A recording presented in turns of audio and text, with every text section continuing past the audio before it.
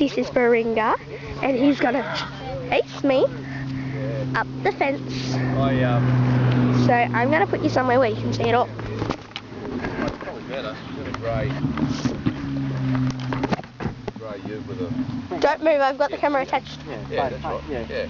She's home ec teacher down at Kiama. Oh, is she? Yeah, she said, there's a couple of blokes there, pretty old. They're going to be moving on soon. I think they're retiring this year, so I'm going to put the transfer in, I think. Oh, right, yeah. Down here, because I live at Warilla, Lake Illawarra there. And yeah.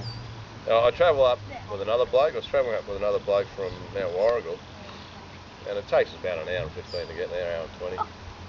Yeah. Shared the drive, but he's retired now, and now I travel with a bloke from Woonona. He's on my staff, and yeah, but I'm getting tired of it now. You know, I'm in with a good crew. We've got really good facilities. We've got, Oh, yeah. we've got all the world of gear.